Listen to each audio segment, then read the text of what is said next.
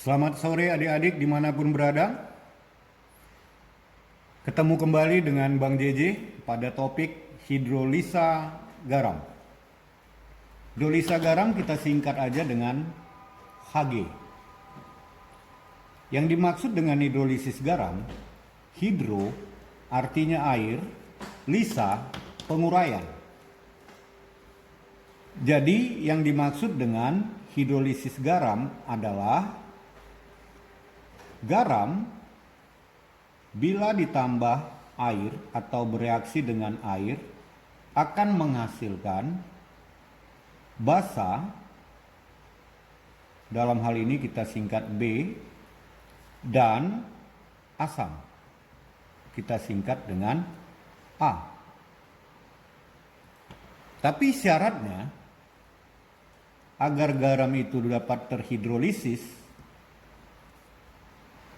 asam dan basa harus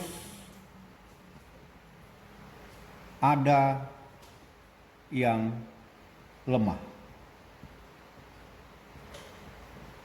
Nah, baik, sebelum kita masuk ke klasifikasi hidrolisa garam, ada baiknya Bang JJ tulis kembali yang sudah pernah kita pelajari mengenai penggolongan asam. Asam itu dibagi menjadi dua. Yang pertama adalah asam kuat.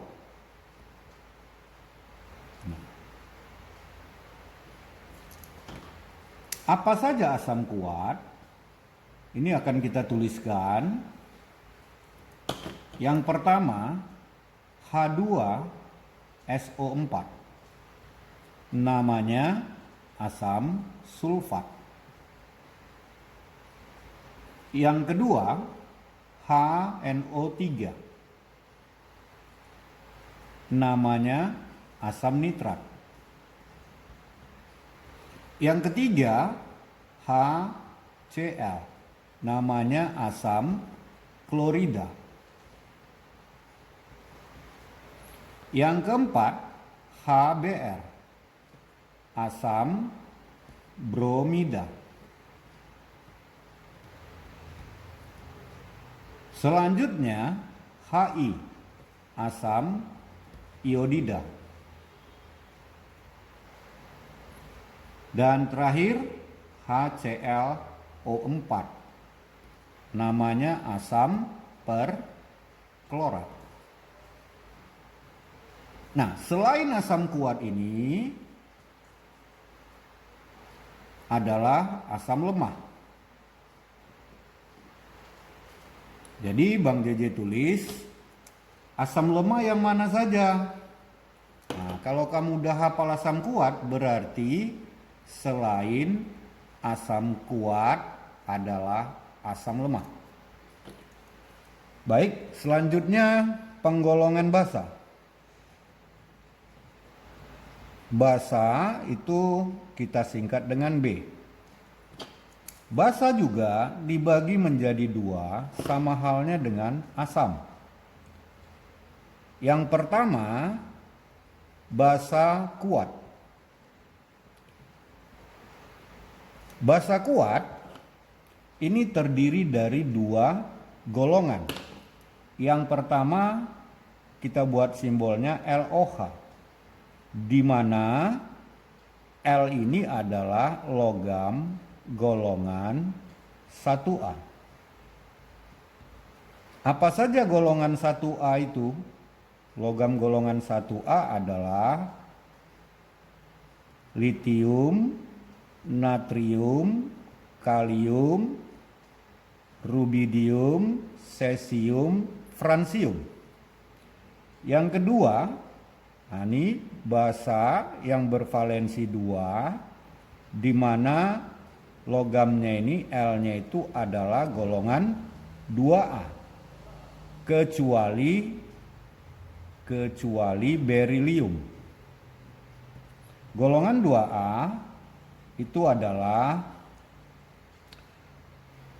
berilium, magnesium, kalsium, barium, radium, dan strontium. Selain basa kuat, itu adalah basa lemah.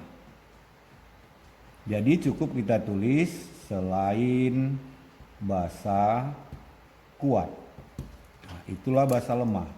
Jadi kalau adik-adik udah tahu ini, maka klasifikasi hidrolisis garam ini juga kita bagi menjadi dua. Yang pertama, hidrolisis garam sebagian. Sering juga disebut hidrolisis garam parsial. Hidrolisis garam sebagian atau parsial ini akan menghasilkan asam lemah atau basa lemah. Kalau hidrolisis garam sempurna